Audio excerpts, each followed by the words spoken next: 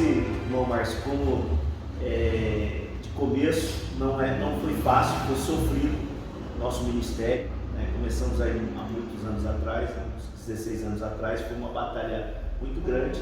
Deus nos trouxe até este momento e agora estamos aqui começando esse sonho com a Vai Cra e trabalhando junto com o pastor Alex e agora com o Márcio aí, nessa parceria em nome de Jesus. Muito bem. Também aí, Faculdade Vai Cra, os irmãos que estão online aí, nos ajude, compartilha, nos dá essa força aí, em nome de Jesus. Deus vai abençoar a vida de todos. Isso aí. Para quem não me conhece, meu nome é Márcio Rabelo, também faço parte do Instituto e vamos juntar força junto com esses dois homens de Deus. Eu acredito que futuramente nós vamos estar uma plataforma transmitindo para vocês uma qualidade de estudo junto com a faculdade. Nós vamos trazer um conteúdo muito importante para vocês. Vocês que estão acompanhando a gente, hoje é o primeira live, né? Transmitir pelo YouTube. Tivemos algumas dificuldades, mas nós estamos aqui, viu? Alex, iniciando essa live, eu gostaria de trazer o tema a qual nós conversamos: identidade cristã. Você que já está nesse ramo, ou fala nesse ministério há algum tempo, como você consegue identificar um verdadeiro cristão? Primeiramente, boa noite, paz do Senhor Jesus a todos os irmãos. Sejam muito bem-vindos neste podcast. Tema muito importante, saber identidade. Nós sabemos que a identidade é um documento de suma importância para reconhecermos quem é quem. E esse tema deste podcast acerca de identidade é de suma importância, porque a gente precisa saber a identidade dos nossos irmãos em Cristo Jesus. Eu consigo identificar alguém que seja um cristão de verdade e que tenha a identidade do próprio Cristo analisando as Sagradas Escrituras, vendo conforme Cristo andou, conforme Cristo falou e praticando o que Cristo praticou. Dessa forma, a gente consegue identificar alguém que tem realmente uma identidade de Cristo Jesus. Apóstolo, qual é a sua visão sobre identidade cristã? Bom, irmãos, é assim, eu vejo que a identidade cristã, além da palavra estar enxertada na pessoa, essa pessoa tem que estar cheia do Espírito Santo. E quando ela tem o Espírito Santo e ela tem a palavra, nessa conexão, e até é forte isso porque a identidade cristã hoje, ela é conhecida através da conexão com Cristo. E qual é essa conexão? Lá em Gênesis, para os irmãos entenderem, lá em Gênesis, quando no capítulo 3, a partir do verso 6, quando Adão peca, Deus vem a Adão e pergunta para Adão: Adão, onde você está? Nessa pergunta, as pessoas pensam assim: Deus não é onisciente, onipresente, onipotente? Ele sendo onisciente, onipotente, onipresente, ele não sabia onde Adão está? Só que a pergunta de Deus é: onde está a conexão que eu tenho com você? Porque Adão, naquele momento que ele peca, ele perdeu a conexão. A conexão foi perdida e muitas pessoas perderam essa conexão. E como nós temos a identidade cristã? Recuperando a conexão com o Senhor. E quando nós recuperamos essa conexão, estamos ligados com Ele, nós voltamos a ser cobertos pelo sangue de Cristo e ter a justiça de Deus sobre a nossa vida. E com isso, nós temos a identidade. Então você passa por um irmão, às vezes em alguns lugares, aconteceu já comigo isso, você passar por um irmão e ele falar: você tem algo diferente, você é crente, você é cristão, você é evangélico, porque ele sente que você tem uma conexão. Tem algo diferente. Exatamente. E assim, é algo que chama a atenção, porque eu citei aqui sobre Gênesis, quando perdeu essa conexão, o homem correu para quê? Adão corre para uma árvore e faz uma roupa terrena. E essa roupa terrena, essa forma terrena, não é a conexão com Deus, não tem essa identidade. Então Deus faz essa pergunta: Adão, onde está a nossa conexão? Você perdeu, onde você está? Então essa pergunta é uma pergunta que Deus faz conosco todos os dias: aonde está a sua conexão comigo, a sua identidade comigo? Então é nessa conexão. E tem um fato que é interessante, porque Jesus fala assim, a conexão é com Jesus, nos leva a Deus. Ele, até hoje de manhã eu falei para minha filha, quando ela pediu uma palavra, João 14,6, quando o Senhor fala, eu sou o caminho, a verdade e a vida, ninguém vem ao Pai senão por mim. Quando ele está falando sobre isso, me faz lembrar dessa conexão. Ele fala assim: tudo que você pedir em meu nome, quem é a conexão? A conexão agora é Deus, é o Senhor Jesus. Se você não estiver conectado nele, você não chega a Deus. E aí, uma palavra interessante no hebraico, que é Haktur, que essa palavra é... Calma, Ken. Como é que é o nome dela? Fala pra ele lá, como é outra palavra? Haktur. Essa palavra tem um significado? Tem um significado. O Hakture, essa palavra significa o incenso. O incenso. E Ketur é conexão. Então, quando Adão perdeu essa conexão, aí você vai ver, a gente vai entrar aí nessa conexão do incenso, é importante. Por quê? Porque o Senhor falou assim: você vai fazer um altar de incenso. Qual é essa conexão? Por que eu estou falando isso? Essa conexão, o altar de incenso, é a nossa adoração, a nossa oração. Então ele diz assim: você vai fazer essa conexão. Deus não vinha falar com Adão no jardim na virada do dia? Sim. Então lá em Êxodo o Senhor fala para fazer o altar, e esse incenso era queimado na virada do dia e à tarde, na conexão, na virada do dia ou do sopro do dia. E o que isso nos leva? É que hoje o incenso não é mais aquele incenso lá de Êxodo. Hoje o incenso é Cristo dizendo: tudo que você pedir em meu nome. E essa conexão é através do Espírito de Deus? Exatamente, através do Espírito Santo, que hoje é através do nome de Cristo. Aí nisso você consegue identificar uma pessoa com esse Espírito, um Espírito verdadeiro, que é o Espírito. Você consegue identificar como um cristão? Como um cristão.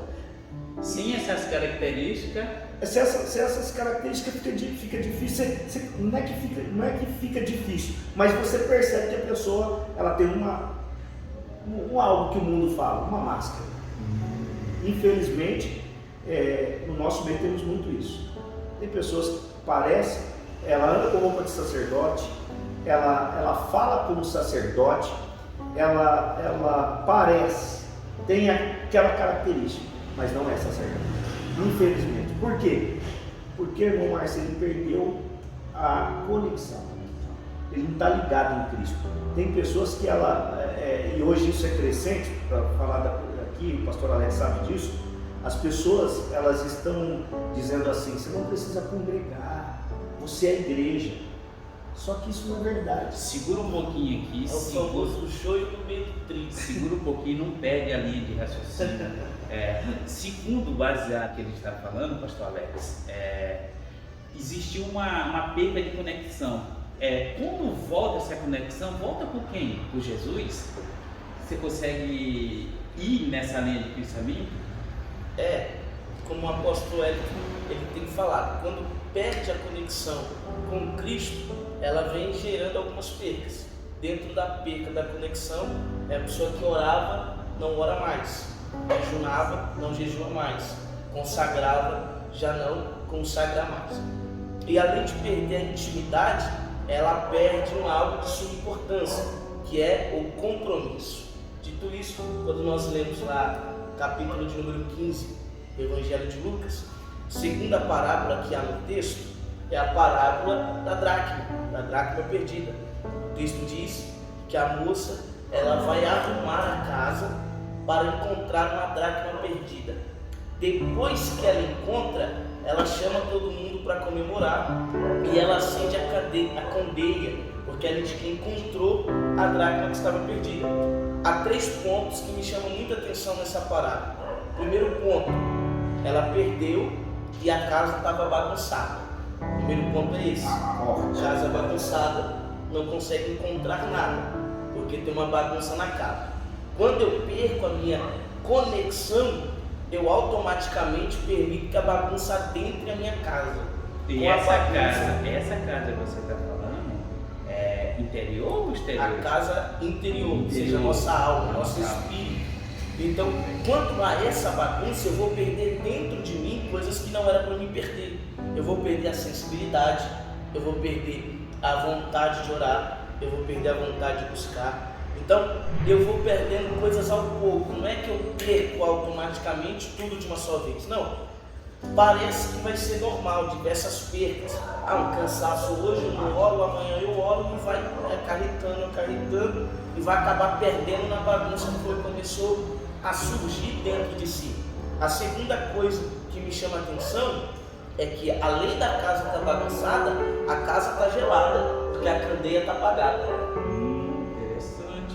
A segundo ponto que me chama a atenção.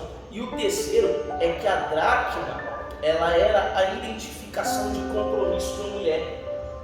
Hoje é a aliança. Tu entrega a aliança e diz, é um compromisso. Antes, diversas vezes, às vezes colocavam um colar com 10 dracmas, às vezes colocavam um diadema na cabeça com 10 dracmas, 3 do lado esquerdo, 3 do lado direito, 3 atrás e uma na frente. Se ela perdesse uma do lado direito, ia sentir, mas tudo bem. Uma da parte de trás, tudo bem.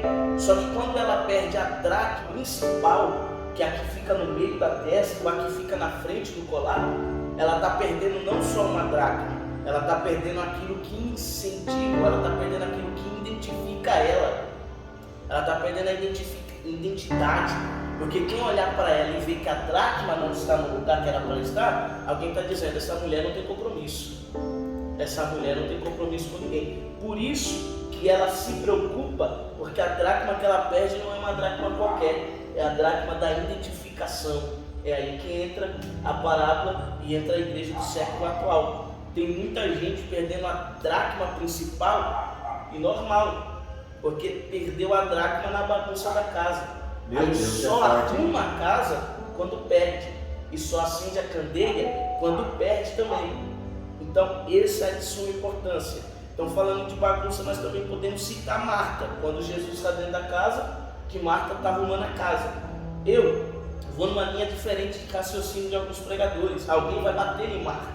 Só que o problema não é Marta arrumar a casa, porque ninguém vai receber visita dentro de casa com a casa bagunçada. Não, o problema não é esse. O problema foi o período, foi o tempo tardio que ela teve de arrumar a casa. Ela preferiu arrumar quando Jesus já estava dentro.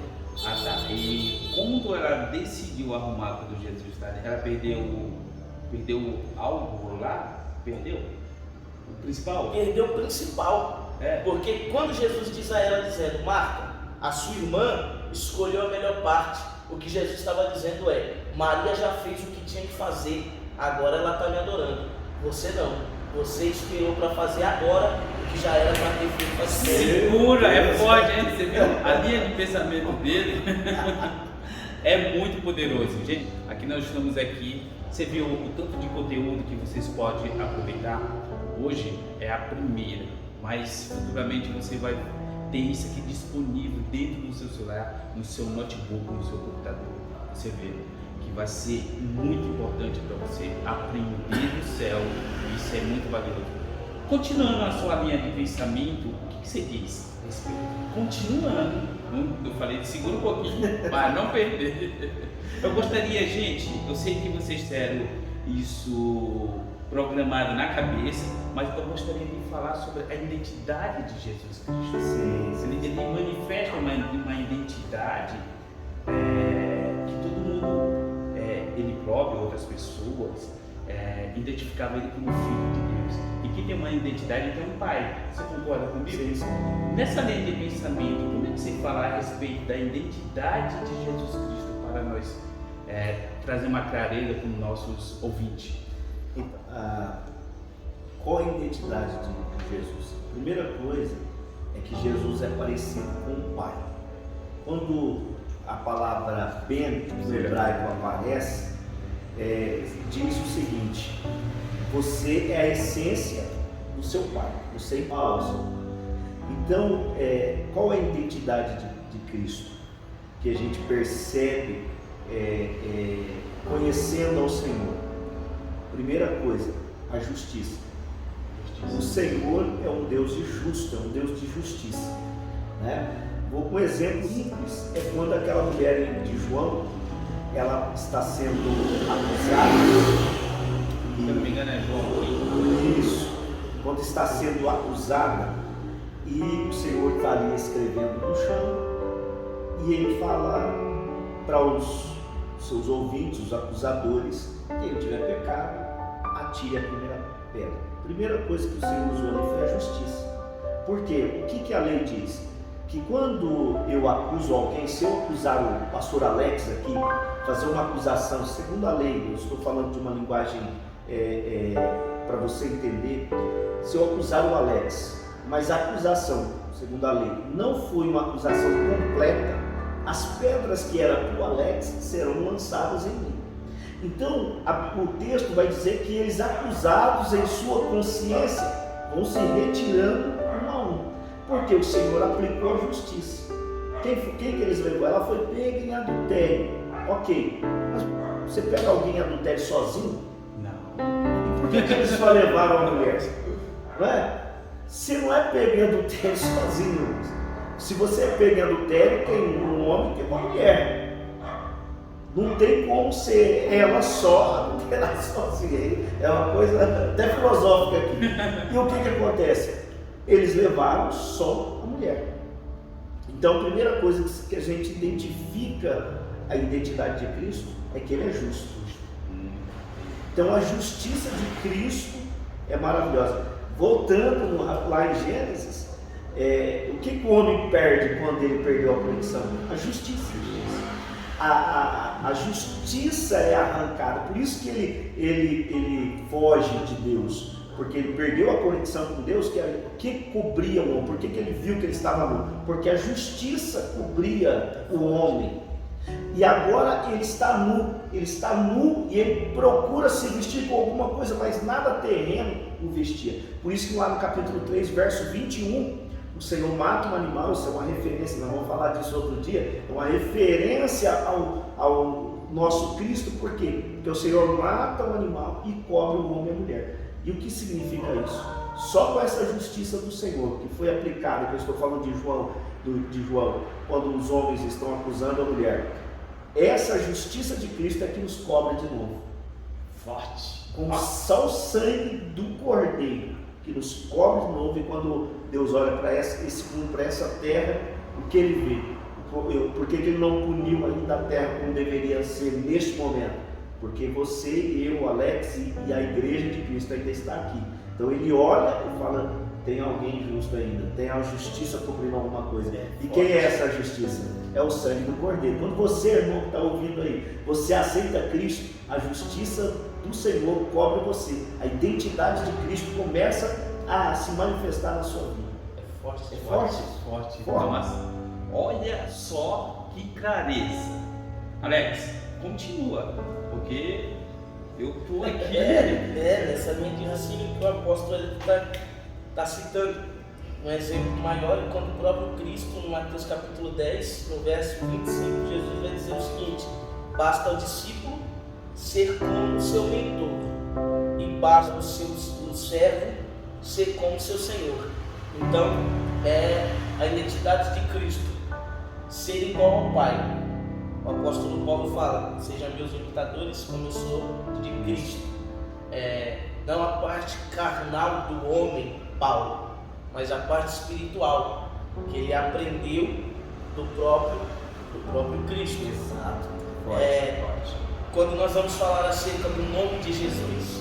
São 5 letras e cada letra ela tem o seu significado. Por exemplo, a letra J de Jesus vai aparecer em Jeremias, capítulo de número 23, no versículo de número 6, quando o Senhor vai tratar acerca da justiça. Ele aparece como Jeová Tsidkenu, que é Senhor. Calma, não complica as mentes dele, fica tranquilo.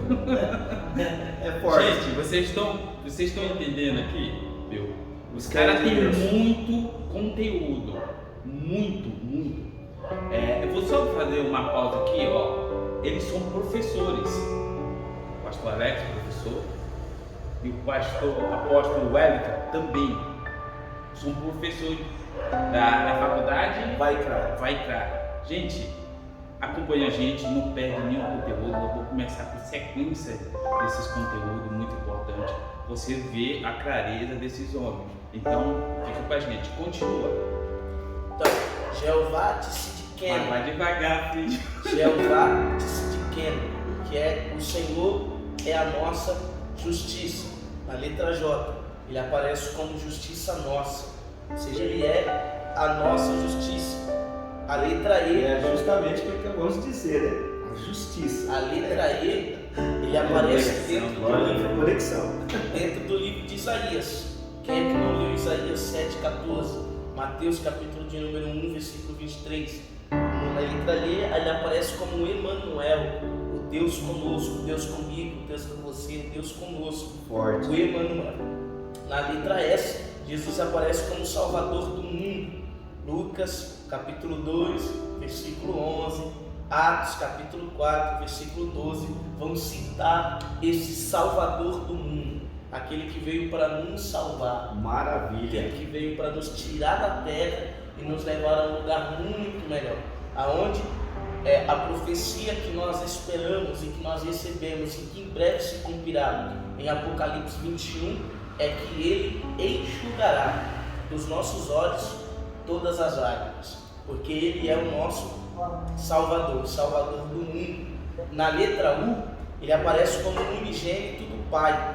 João capítulo 3, versículo de número 16 até o versículo de número 18, Filho unigênito. Tem um texto também que é muito conhecido, é Deus amou o mundo de tal maneira que enviou o seu Filho unigênito, seja unigênito do Pai, para morrer, para que nós possamos estar com vida para o adorar. Glória. E finaliza também com a letra S, que ele é o sumo sacerdote. Ele é o nosso sumo sacerdote. Então, tudo isso vai abranger o nome de Jesus. Ele é a nossa justiça, ele é o Emanuel, ele é o Salvador do mundo, o unigênito do Pai, e ele é o sumo sacerdote. E para o povo judeu, o nome não é posto por causa da beleza do nome. O nome é posto pelo aquilo que quem recebe e que quem carrega representa. Vou citar exemplos aqui. Neemias significa conforto ou o Senhor conforta. Neemias é usado para confortar precisando ser confortado, porque ele vai para reconstruir um muro que ele não participou da queda.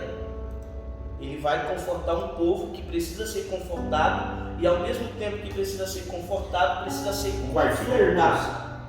Ao mesmo tempo que precisa ser confortado, precisa ser confrontado. E aqui vai um conselho de Deus para você de casa, para vocês pastores, amigos nossos, pregadores. Cuidado, porque nem sempre quem só conforta é amigo de verdade. Porque um bom conforto, ele vem arrodeado de confronto. Porque nem sempre amigo vai elogiar. Eu costumo dizer que o seu melhor amigo não é quem só te dá elogio, é quem te corrige quando você está errado. Exato. Então, pega esse conselho de Deus para você. Então, o nome não é posto porque o nome é bonito, o nome é posto pelo seu significado, pelo que representa quem recebe. Então, o nome Jesus é lindo por demais, e cada letra representa uma característica dessa identidade compartilha aí, em nome de Jesus. De Cristo Jesus. Quem é Gi? Minha esposa. Vai ser a esposa? Minha esposa, Gislaine, compartilha aí. Ó, é de Nalva. E Minha mãe, Edinalva. Edinalva, sua mãe? Compartilha aí, missionária Edinalva, compartilha aí. Laiane. Shows, meu amor, compartilha aí. E compartilha, gente, compartilha. Compartilha que muita gente vai ser abençoada Vai hoje. ser em nome de abençoado em Jesus. nome do Senhor Jesus Cristo. Então, nós falamos cerca de identidade. É isso? Isso. Apóstolo, é isso? Identidade, exatamente. Identidade. Pode falar. Nós precisamos ter essa conexão, essa identidade com Cristo. Ser parecido. Tem uma coisa que me fez lembrar agora, quando eu era, não faz muito tempo, quando eu era garoto, não faz tempo, Gente, olha aí, quando era garoto. não faz muito tempo, eu fazia karatê. E o mestre Quiroga lá da cidade de Franca. E assim, tudo que ele fazia, você tinha que fazer, chamado kata. Então, se ele desse um chute, você dava um chute igual ao seu mestre. É a mesma coisa quando você começa a se identifica com Cristo. Por exemplo, quando Cristo está sendo julgado, Pedro esconde, vai para um lugar que só da forma dele falar, É forte. vocês já identificaram, disseram, este aí é um deles, fala como eles. Então, a nossa identidade é ficar parecido com o mestre. A igreja atual tem que ficar parecida com o mestre. Só que nós estamos perdendo essa identidade, por quê? Porque a igreja de hoje, ela está, em vez do mundo vir e se adaptar à igreja, a igreja está se adaptando ao mundo. E o Senhor diz, não vos conformeis. E nesse não vos conformeis, nós não podemos ficar igual ao mundo. O mundo tem que olhar para a igreja e ver uma referência nela. E agora as pessoas estão olhando para o mundo, estão na igreja olhando para o mundo e a referência para eles é o mundo. Mas não é dessa forma. Nós temos que olhar para Cristo, a nossa referência tem que ser Cristo. Se Ele foi justo, eu também tenho que ser justo. Se Ele fala palavras de amor e Ele repreende, eu também tenho que falar palavras de amor e eu também tenho que repreender. Eu tenho que ser igual ao meu mestre. Se ele, não estava falando aqui do mestre Quiroga, se ele der um soco, eu tenho que dar um soco. Se ele se recuar, se ele se guardar, eu tenho que me guardar. Eu tenho que ser igual ao mestre. Só que as pessoas estão fazendo o quê? Elas estão pegando referências lá fora e trazendo para dentro da igreja. Esse é um perigo. Esse é um perigo que nós corremos todo momento. Nós temos que parar com isso. Tem muito pastor progressista por aí. Temos que tomar cuidado com isso aí. Que infelizmente, estou falando isso com tristeza no coração, de ver alguém que ele se adapta ao mundo e ainda leva isso para a igreja. Fez até eu lembrar de algo aqui, sobre identidade. O profeta fala assim para o seu aluno, vai lá e sustenta os seus companheiros. O que ele faz? Eu estou falando de uma linguagem que você conhece a palavra, nós vamos ficar só citando versículos, senão você não vai ler na sua Bíblia. Lê aí, procura aí, senão está tudo mastigado. Mas o que acontece? Eu vou contar a história, você vai lembrar. O profeta fala, vai sustentar os seus irmãos aqui, sustenta os seus irmãos, faz algo para eles. Ele sai e começa a pegar tudo que ele não conhece. E ele pega a parreira brava e junto com ela vem colicítidas, algo que ele não conhecia. Ele coloca na sua capa. O que acontece? Capa na Bíblia fala de cobertura espiritual. Então capa está falando de cobertura espiritual, uma identidade isso. Por quê? Porque Cristo é a nossa cobertura. Muito bem. Então quando você pega essas coisas... Você repetir, isso aí foi... Você anotou? Que dá para anotar? Tá anotando aí, gente? Tá anotando? Gente, é foda. Então, a capa é uma cobertura espiritual e Cristo é a nossa cobertura. Então, ele trouxe essa para dentro da igreja, vou usar essa tipologia, ele trouxe para dentro da igreja algo que ele não conhecia, era veneno junto com a parreira, e ele faz a comida e quer dar para as pessoas. O que significa? Sou pregador, então estou aqui a palavra de Deus. Essa tem que ser a comida que eu vou levar para meus irmãos, mas eu pego algo que eu não conheço, e eu faço uma comida, salada, porque hoje tem infelizmente, nós vamos ter uma salada de não sei o quê, exatamente, né, pastor Alex? E mistura e vai entregar para as pessoas que estão ali. E aí, quem é Deus como o texto diz, que eles descobriram que tinha veneno na comida. Então eu levo algo para minha cobertura que eu não conheço e ainda quero dividir com as pessoas. E aí o que acontece? O profeta tem que vir colocar farinha na panela. Farinha é um tipo da palavra de Deus, de volta. Ele teve que tratar tudo de novo. Pastores, homens e mulheres de Deus, toma cuidado com o que você leva para dentro do seu ministério, porque senão tem obreiros aí que leva para o seu ministério veneno e depois você tem que ficar curando todo mundo de novo, tem que despregar o que ele pregou. A doença, exatamente. A massa, né? A massa, porque você fez toda alimentou as pessoas e agora você tem que pegar e fazer um novo trabalho, tirar todo o veneno. É o famoso texto sem contexto. Exato. O texto, não lê o contexto, não entende o contexto do texto, não cita e joga. E outra, eu aprendi, o pastor Lorival Lino, grande mestre, que a gente tem que observar, e eu aprendi muito isso com ele, observar muito a palavra, respeitar ponto e vírgula e tomar cuidado. Não temos que ter achismo. Bíblia não é achismo. Meu Deus do céu, doido. As pessoas, eu acho que é isso. Não tem esse negócio de eu acho, tem que ser algo sério. Sabe por quê? Eu sempre falei, quem já estudou comigo, irmãos que já estudaram comigo, obreiros que congregaram comigo, sabem do que eu estou falando. São testemunho, podem até comentar aí. Eu sempre disse, a sua mensagem, ela tem que ser pregada com responsabilidade.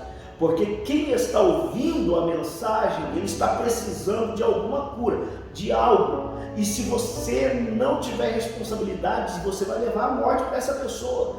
Muitas pessoas vão ouvir a mensagem, se não for com responsabilidade, ela pode morrer e a culpa é sua, porque você não teve responsabilidade no que você falou. E o ser obreiro na casa do Senhor, nós temos que ter responsabilidade. É outra identidade de Cristo, é que ele era responsável. A gente tem que ter essa responsabilidade de quando nós pregarmos, quando nós testemunharmos, tem que ser com responsabilidade. Por quê? Porque quem estiver ouvindo, meu irmão, quem estiver ouvindo, ele vai pegar aquilo como uma verdade absoluta, certo? E a palavra que nós pregamos é uma verdade absoluta. Agora, se eu levo pego uma parreira com colicítidas, que é veneno, imagina o que vai acontecer nessa vida. Dentro dessa linha de pensamento, você trouxe algo muito interessante. Como aprendemos, nós passamos. Então, é consciente ou inconsciente? É consciente. Por exemplo, você é um professor. Sim. Se você passa para o seu aluno, você vai passar o que você aprendeu. Sim. Então, isso se torna uma ligação, quem vai aprender com ele vai aprender vai ensinando, vai repassando.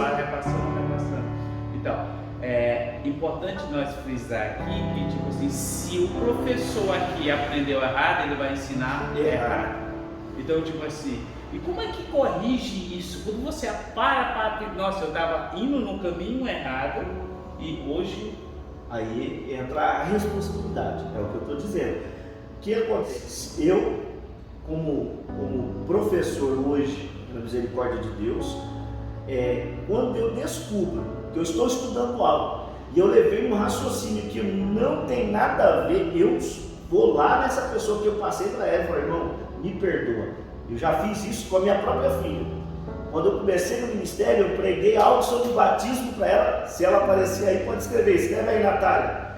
Tive que sentar com ela e falar, filha, perdoa o pai, te ensinei tudo errado. Por quê? Porque a responsabilidade, minha filha, ela tinha tanto medo de Deus pela forma que eu ensinei sobre batismo para ela, que se tivesse que tirar esse copo do lugar aqui, ela não tirava se Deus não falasse com ela, tinha que falar. O medo que ela tinha da forma que eu ensinei. Então você tem que ter responsabilidade. Que se você passar algo que você vê que é heresia, porque, vamos ser sinceros, heresia não quer que você falar uma heresia, não significa que você é herege. Mas se você permanecer nela, aí você se torna um herege. Mas se eu falar uma heresia, eu tenho a responsabilidade de chegar em você e falar, irmão, me perdoa.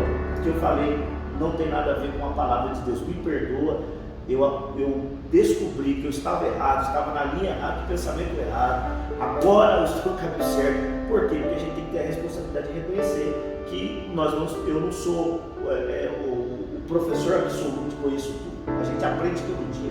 Falo para o Alex sempre, Alex, continue estudando, porque todo dia nós aprendemos. Tem hora que você está dando aula para alguém, um aluno falar alguma coisa, você fala, meu Deus, o raciocínio dele está melhor que o meu. Deixa eu estudar o que esse menino falou. Você vai estudar, ele tinha mais coerência do que eu estava pensando. Então eu não tenho a sabedoria absoluta, mas eu procuro aprender. Por isso que o Senhor diz, repreender o sábio, e ele ficará mais sábio ainda. Porque quando eu repreendo você, ou alguém me repreende porque eu errei, se eu sou sábio, eu pego aquilo, é uma sabedoria. Eu peguei aquilo, vou ficar mais sábio, porque agora eu sei algo mais. Agora, se eu ignorar, porque tem pessoas que ignoram, tem pastores, tem obreiros, que ele acha que porque ele é obreiro, ele é melhor que o outro. E não é. Todo dia nós aprendemos. Todo dia eu aprendo com alguém, eu aprendo com a palavra de Deus. Nós fazemos investimento. Eu tenho amigos, ou amigos que foram meus obreiros, que somos amigos, hoje está pregando em tudo quanto é lugar, que eu aprendo hoje com eles, e eles foram meus obreiros, eu ensinei eles. E tem hora que o camarada fala coisa, eu falo, meu Deus, deixa eu anotar no meu caderninho, tá aqui, irmãos, ó, tá aqui para você ver que eu não estou mentindo. Eu anoto, ó, o Alex prega, eu anoto no caderninho. Por quê? Porque minha mente pode me enganar. Então a gente tem que ter essa responsabilidade. Mensagem, a palavra de Deus tem que ser com responsabilidade. Posso dar só um testemunho rápido? Pode. É rápido aqui. Há uns anos atrás, um jovem chegou em mim. Você vê duas coisas: palavra e tomar cuidado com profecia, irmão. Cuidado, eu já fui enganado por profecia. Estou falando de algo também que eu já. Esse jovem estava depressivo por causa de uma palavra mal pregada na vida dele e uma profecia. Estava depressivo. Minha esposa é testemunha. Ficou sentado na sala da minha casa um dia e ele querendo acabar com a vida dele, eu conversando com ele porque alguém veio. E outra, toma cuidado, porque você vai estudar, toma cuidado, né? Todos os livros que você encontra aí, que é bom para teologia. Não vou falar o nome do livro aqui, porque senão os curiosos vão comprar esse livro. Esse jovem recebeu um livro e o irmão falou, isso aqui que é a verdade. Confundiu toda a cabeça dele, toda. Livro, heresia do começo ao fim. Só para eu ter uma ideia, esse pastor que escreveu esse livro, ele disse algo, e está aí na internet, ele disse algo na época, ele falou assim, ó, o menino, mora na onde? Minha mãe e meu pai. Seu pai e sua mãe dormem na mesma cama? Então sai da sua casa porque seu pai e sua mãe vão para o inferno. Meu Deus. Então veja o nível do livro do camarada. Não vou citar o nome do livro, porque se citar o nome do livro, os curiosos aí vão procurar. E eu tive que conversar com esse jovem, trabalhar na vida desse jovem. Hoje é um grande homem de Deus, está lá em Piracicaba. Glória a Deus. Por quê? Porque aquele jovem causou uma profecia, uma palavra errada, e ganhou de presente esse livro que o cara falou que era a verdadeira verdade, né? Por isso que eu falo, a Bíblia é a verdadeira verdade. Os outros livros teológicos que a gente usa são só complementos, mas a verdade é a palavra de Deus. Ela é inerrante. Agora, os livros, não posso colocar meu pensamento no livro e está errado, ser uma heresia. E talvez posso colocar meu pensamento lá e não ser uma heresia. Então a gente tem que tomar cuidado, ter responsabilidade. A responsabilidade também de corrigir nossos erros, como ensinamos a reconhecer. Não ter orgulho, porque tem muito, não é porque eu sou pastor, porque a gente está na frente de algum ministério, na frente de convenção, que eu sou melhor do que os demais que são liderados por mim. Eu tenho que reconhecer quando eu erro. Então a gente tem o pastor Alex, pastor André, reverendo Daniel, que está na Bahia, e outros irmãos que conversam comigo. Quando ele vê que eu, pastor, não é por esse lado aí, eu sempre escuto. Né? Eu escuto a patroa, está ali, está lá, estou vendo ali, escuta, que manda lá, que manda lá, aqui na faculdade é nós, lá. Dentro dessa, vocês trouxeram algo que agora nós vamos entrar no segundo tema. O segundo tema você inicia, é sobre pregação atuais, nós já falando e já deu um esporte por cima, né? Já deu um batendo na heresia, a forma de aprender, a lei de pensamento. Alex, hoje, você como pregador, o que você acha das pregações que você prega e o que você acha das pregações que você ouve de outras pessoas? Certo que nós já demos aqui, se você aprendeu errado, você vai passar errado. Não pode passar errado. Então, muitas das vezes, nós estamos vendo pessoas que estão pregando heresia. Então, o que você acha disso? O segundo tema. Primeiro foi a identidade. Você viu que a linha de pensamento conectou a outra, baseada na Bíblia. E hoje, agora nesse momento, nós vamos falar sobre a pregação atuais. Falar de pregação atual hoje se torna um pouco fácil e ao mesmo tempo complicado, porque a era que nós estamos vivendo é a era que mais tem, não vou dizer cristãos, vou usar um termo mais forte, vou dizer, é onde tem mais pregadores que se machucam demais, e esse é um dos problemas, porque eu não posso sarar alguém se eu me machuco demais. Não é que eu me machuco com coisas que machucam, tem coisas que realmente machucam. O problema é quando é coisa banal. Por exemplo, eu não posso ser um pregador que vai subir no púlpito para pregar e quando eu descer do púlpito eu despregar, não com palavras, mas com atitudes, tudo que eu preguei, né, em cima do altar. Eu tenho uma linha de raciocínio que segue a Bíblia Sagrada. Uma vez me perguntaram, explica isso aqui, ele prega uma coisa e chega o comportamento se diz outro, é isso? Exatamente, prega-se uma coisa em cima e ao descer desprega com as atitudes. Por exemplo, em cima do altar a mensagem é: Cristo é o grande, Cristo é o caminho. Desce do altar, o que pronuncia e o que fala através de gesto é: preguei muito, ganhei 10 almas, ganhei 20 almas, ganhei 50 almas. Sinto muito lhe informar que para Deus não valeu de nada, porque se você não fosse, Deus enviaria alguém e as almas seriam ganhas do mesmo modo. Porque a função do pregador é a função simples: apresentar Jesus. Depois que Jesus chega, o pregador desaparece. Exatamente. O pregador não tem que aparecer. Exatamente. Prova dentro da Bíblia, vamos para a Bíblia. Mateus capítulo de número 2, a Bíblia diz que os magos vão até Jesus e quem leva os magos para Jesus é uma estrela. Só que quando você lê o texto, você lê a história, você vê que a estrela desaparece quando os magos encontram Jesus.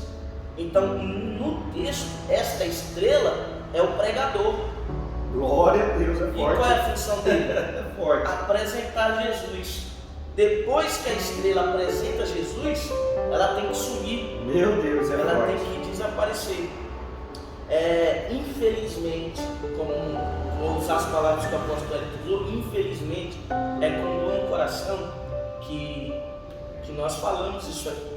Hoje em dia, é o período em que mais crentes entram na igreja e saem da igreja fraca. Infelizmente. Por quê? Porque o que dá força para o corpo é o alimento.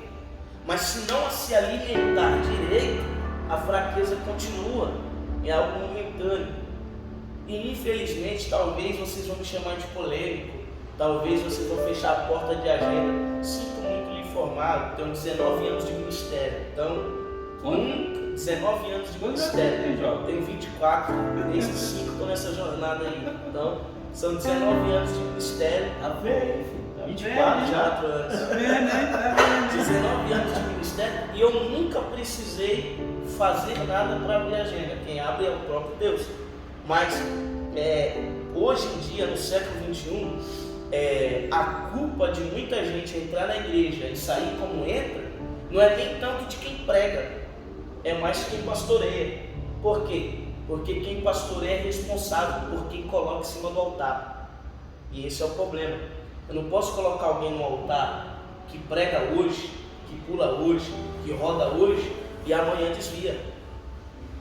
Isso a gente começa a perguntar, olha para a Bíblia Sagrada e vai ler a Bíblia, vai ver que isso aí é totalmente contra os preceitos de Cristo, aquilo que Deus estabeleceu, aquilo que Deus deixou escrito. Por exemplo, eu ouvi o pastor defender pessoas que não é crente, dizendo que quando visitar a igreja, por ser famoso, pode se colocar no púlpito, pode chamar para o altar, tem que dar uma honra. Que honra que tem que dar? A honra tem que dar para Deus, para Cristo, nosso Senhor Salvador Jesus Cristo. Então é esse que merece a honra, é esse que merece a honra. Independente se tem 20 milhões de seguidores, entrou na igreja, os 20 milhões de seguidores fica para lá, porque quem vai brilhar é Jesus, quem vai brilhar é Cristo, quem vai brilhar é o próprio Deus, Exatamente. Porque diante de Jesus, quem é grande fica pequeno. Diante de Jesus, quem é grande fica pequeno. E esse é um dos motivos de muita gente não seguir o cristianismo, não seguir Cristo, porque sabe que se vir para Cristo, seguir Cristo, é grande, vai ficar pequeno do mesmo jeito. Então, falar de pregação atual é tocar em algumas feridas abertas, que é necessário, que é preciso, segundo a Bíblia Sagrada. E isso seria um remédio? Isso seria um remédio. Eu costumo dizer lá na igreja o seguinte: pastor, não tem culto, posso visitar uma igreja de fora? Eu costumo dizer o seguinte: quer ir, vai, pode ir, só toma cuidado com o que você vai comer. Por quê, pastor? Porque o remédio que eu tenho para dor de barriga é amargo. É amargo e vai deixar um gosto ruim na boca. Então vai, cuidado com o que come. Porque se voltar com dor de barriga, o remédio é amargo. Então, para feridas abertas, para limpar a ferida, arde um pouco. Me lembro de um Metiolite quando eu caía, que minha mãe passava Metiolite, aquele remédio. Na época era roxinho. Você chegou a passar essa época? Na época era roxinho. Era roxinho, minha mãe passava com o negócio mais queimado, ardia. Hoje em dia não arde nada, tá? Porque hoje em dia tá tudo artificial, tá como um vale de homem. Vale de homem significa vale das coisas artificiais. Então, essa é a verdade. E rapidamente, aqui já para passar a proposta, você perguntou acerca das mensagens, de quando das pregações que eu escuto, que eu ouço. Hoje eu particularmente escolho muito as mensagens que eu vou ouvir, porque infelizmente nós vamos ouvir mensagem que é para edificar e não vai edificar nada. Nós vamos ouvir mensagens que, em vez de falar da Bíblia, em vez de falar de Cristo, vai contar história, vai falar de coisas que não tem nada a ver, vai falar de coisas que não tem na Bíblia. E eu prefiro ficar 1000 vezes com a Bíblia, falar da Bíblia, ouvir a Bíblia, do que ouvir histórias de carochinhas. Então, eu ouvi um grande pastor, um grande professor, se não me falha a memória, foi Napoleão Falcão.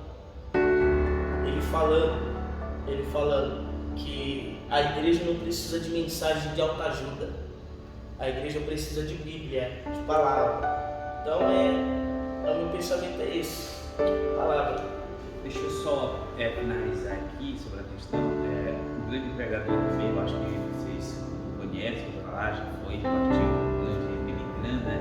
Ele fala assim que o povo já não está mais lendo Bíblia, mas sim lendo uma pessoa.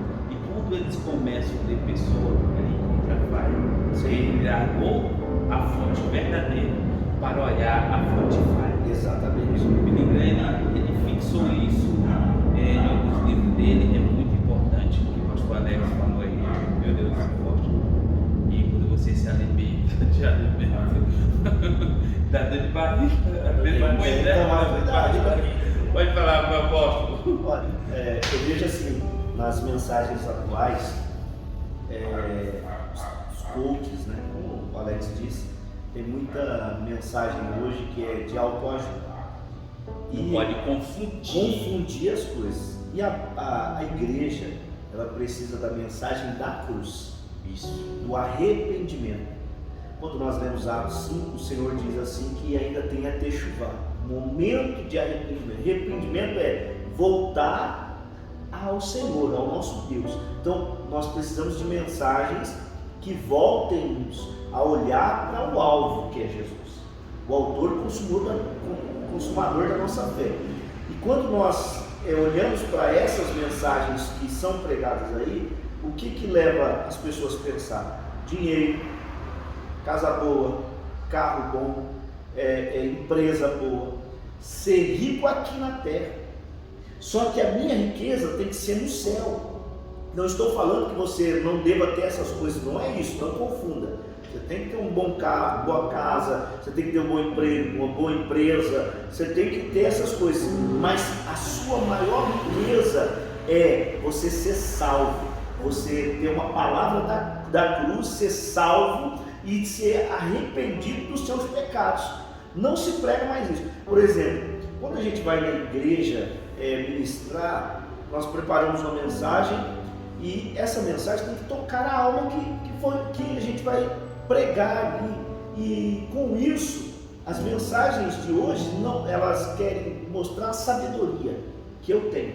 Então eu vou pregar em algum lugar, eu estou dando um exemplo aqui, eu vou mostrar a sabedoria que eu tenho. A pessoa não está importando com o público, se vai ter alma salva, se não vai ter, se vai curar alguém, não. Ele quer mostrar, eu sei o hebraico, o grego, eu sou teólogo, eu conheço. Você entende? Ele mostra a sabedoria dele. E tem um outro defeito que está acontecendo nas mensagens: as disputas entre os pregadores. O Alex vai lá, deu uma saudação, eu sou o pregador depois dele, o que eu faço? Vou lá e desprego a saudação dele. Tem muito disso acontecendo. Sabe o que é isso? Uma ignorância no nosso meio, está matando as pessoas. Imagine que o irmão Márcio começou a pregar, e quando a gente começa, no começo eu falei muita heresia, falei muito, eu assumo isso, falei muita heresia. Eu pregava às vezes o que eu achava, eu li um texto, eu achava que era aquilo, vamos embora. Só que salvou muita alma. Isso me fez lembrar, eu não lembro agora quem é não sei se era John Wesley, eu não sei se era, eu não lembro agora quem era o pastor da igreja, mas num texto bíblico, só para os irmãos entenderem, que eu não lembro agora, sumiu aqui o nome do pregador. Ele deu a oportunidade para uma pessoa simples pregar. Quando ele pregou, o rapaz começou a falar de ostras, que eu não me lembro agora. Mas eu vou contar aqui, os irmãos depois, no próximo podcast, ou no próximo live, eu vou lembrar desse fato. Que eu lembrei dessa situação, tem tudo a ver com o que nós estamos falando. E ele não tinha uma sabedoria, ele leu o texto errado. E no texto, ele entendeu ostra, e no inglês era outra palavra.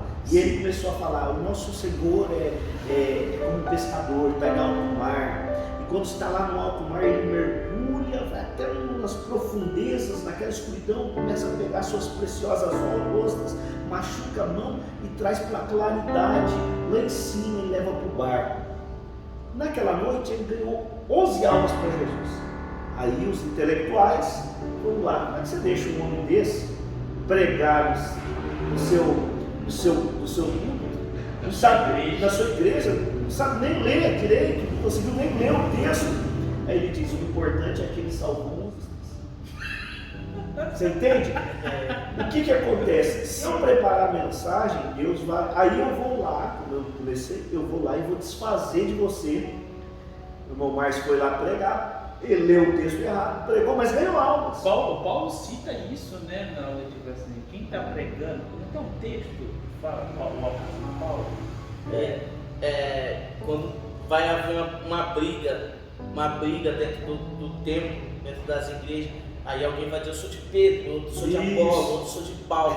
Aí Paulo vem e quebra na emenda. Isso. O que acontece? Eu posso matar esse pregador. Eu vou lá, depois dele, tenho uma certa sabedoria, né? Acho que eu sou o cara, e desfaço da mensagem dele. Um exemplo que ele deu uma saudação para o irmão Márcio, foi lá, começou agora, trouxe uma mensagem, aí eu vou lá leio o mesmo texto, bonitinho, né? Eu respeito ponto e vírgula, uso um bom português, que eu não sou bom no português, mas falo. E o que acontece? Desfaço do vaso, com essa disputa de pregador. E aí acontece o que? Aquele pregador pode nunca mais pregar. E o Senhor tinha 1 milhão de almas para salvar através daquele jovem que estava começando, ou talvez um irmão até mais velho, que está começando a pregar, tem 1 milhão de almas para ganhar através da vida dele, e eu, com a minha ignorância, vou lá e eu prego melhor, massacro esse irmão. Essas disputas têm feito as pessoas fazerem, como o Marcos Feliciano acho que fala isso, ringue em cima do púlpito. O apóstolo citando esse negócio de disputa, eu vou te contar um segredo aqui para vocês perceberem a diferença dos cultos. Porque tem gente que está no culto de Baal achando que o culto é de Deus. Aí vai dizer, que isso, pastor? Que isso? Está chamando de culto de... Culto de Baal tem barulho, culto de Baal tem fogo, culto de Baal tem roda, tem pula. Tudo que tem no culto de Deus tem no culto de Baal, só que tem uma diferença para discernir. Sabe qual que é? O apóstolo vai pegar rápido, o presbítero o Márcio vai pegar rápido também. Capítulo 19, capítulo 18 de 1 Reis, o texto diz o seguinte: arrumaram o altar de Baal, separando as duas pedras e tal, e o sinal de que o culto é de Baal é esse. E o texto diz: e uns batiam nos outros para ver se sangue descia. O sangue descia, mas Baal não respondia. Então, a diferença do culto de Deus para o culto de Baal, quando você vê o fogo descendo, tudo pegando fogo e você achar que é de Deus, preste atenção. Um batendo no outro é culto de Baal, porque o culto de Deus é diferente. Deus é forte. Vou anotar no meu caderninho. O culto de Deus é diferente. O culto de Deus não tem ninguém batendo em ninguém. O culto de Deus, Elias ajuda a pedra, que é o significado de Elias, e Deus dizendo através de Elias: eu quero que as tribos estejam unidas, como no Salmo 133, unidas. Então, quando ele une, o texto diz que ele não bate, não é um batendo no outro no culto de Elias. O culto de Elias é oração, e a oração é simples. Deus, para mim não precisa mostrar nada, mas eu sei quem você é, mas já que eles querem conhecer quem é o Senhor, joga fogo sobre esse altar. Só que a tendência da água é apagar o fogo, mas foi o fogo que apagou a água, porque no culto de Deus tem milagre, não sangue descendo. É forte. Rapaz, eu não tô falando, eu vou escolher a pessoa certa para estar do lado. Eu vou gravar vou editar esse vídeo, essa parte aqui. Forte. Pode finalizar aí. Então a gente tem que tomar cuidado com a mensagem que é pregada, porque temos que ter essa responsabilidade. A mensagem tem que ser a mensagem da cruz. Nós temos que falar de salvação, de arrependimento. Por quê? Porque Cristo está às portas. Podemos ver na geografia política que nós encontramos no mundo afora, tudo que está acontecendo no mundo mostra que Cristo está às portas. E se não tiver mensagem da cruz e não tiver mensagem de arrependimento, nós vamos perder espaço. O que acontece? Nós temos que aprender que nós estamos em uma batalha, uma guerra. O inimigo está tentando tirar as pessoas da igreja para o mundo, e nós temos que tirar essas pessoas do mundo para a igreja. Então nós somos a luz, nós temos que tirar essas pessoas das trevas e trazer para a luz. Então qual é a mensagem? A mensagem da cruz. Terminou, né? A mensagem da cruz. Nós precisamos trazer essas pessoas para a igreja. E entenda, tem pessoas, o Alex falou algo aqui que me fez lembrar, tem pessoas que acham que estão fazendo para Deus, mas estão fazendo no altar errado. Você lê Êxodo, capítulo de número, essa é forte, Êxodo capítulo 32, quando você vê sobre o bezerro, quando o bezerro é feito, bezerro de ouro, olha o que o texto diz que inclusive Arão acha que ele está fazendo para Deus. Por quê? Porque o altar que ele faz, o texto aparece o nome de Deus maiúsculo, Senhor maiúsculo. Para Arão, ele está fazendo para Deus. Aí o que ele faz? Pede ouro de todo mundo e faz um bezerro de ouro. Primeiro, o texto vai dizer que ele trouxe um molde. E esse molde da onde? Do Egito. O molde que ele trouxe foi para dentro, foi do Egito. Ele já veio com esse molde, porque estavam fugindo, faz um bezerro de ouro. Aí ele disse, vamos fazer um altar para adorar o Senhor. Com o molde, da onde ele trouxe? Do Egito. Então, às vezes você vai estar empregando o seu dinheiro, a sua oferta, o seu tempo no altar errado. Tome cuidado, porque se o altar não tiver Cristo na cruz e não tiver arrependimento, não tiver a cruz de Cristo, não tiver arrependimento, melhorar aqui, não é Cristo na cruz crucificado, a cruz de Cristo. Se não tiver a cruz de Cristo e não tiver arrependimento, tome cuidado, preste atenção, porque às vezes você está empregando a sua força num altar errado. Tome cuidado, porque o texto é forte, fala isso. O apóstolo falou uma coisa muito interessante acerca de estar achando que é o certo no altar errado. E isso é de suma importância, porque quando você faz isso, você está dizendo para Deus, eu não quero que o Senhor tome conta, eu estou fazendo por conta. Então você tira da mão de Deus e põe na sua. Todos nós conhecemos o texto, quando a arca está mais de 20 anos na casa de Abinadab, que Davi vai buscar a arca, a pressa. Tem um ditado que diz, a pressa é inimigo da perfeição. E isso de fato é verdade dentro do texto, porque o texto diz que a pressa de ter a presença vai fazer Davi acelerar o processo. E esse acelerar o processo é o problema. Sair do diaconato para o pastoreado, Deus faz isso? Faz, mas antes tem um preparo. Deus não vai fazer ninguém subir uma cadeira sem antes não passar por um tempo de preparo. Prova disso é José. José saiu da casa dele com 17 anos e só foi sentar na cadeira de governador com 30. Então, olha o tempo que passou. Então, teve um processo. E a pressa fez o quê? Davi tirou a arca da aliança.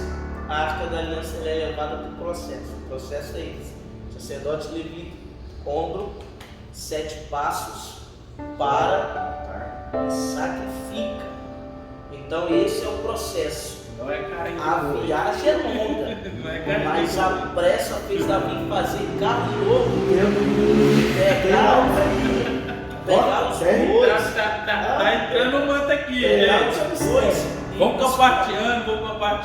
E ir buscar a casa. Só que o texto diz o seguinte: que a eira de Nacon chega. E deixa eu te dizer uma coisa aqui, para você ficar impressionado e ficar com vontade de estudar na Maicra. A eira de Nacon, ela não é um lugar com buracos, é um lugar plano, é liso, é quase que impossível trupicar lá. Só que a Bíblia diz, e os bois tropeçam, só que não tem buraco nem pedra para tropeçar, o lugar é plano. Só que eu consigo entender, porque quando eu me apresso, por mais que pareça que tudo vai dar certo,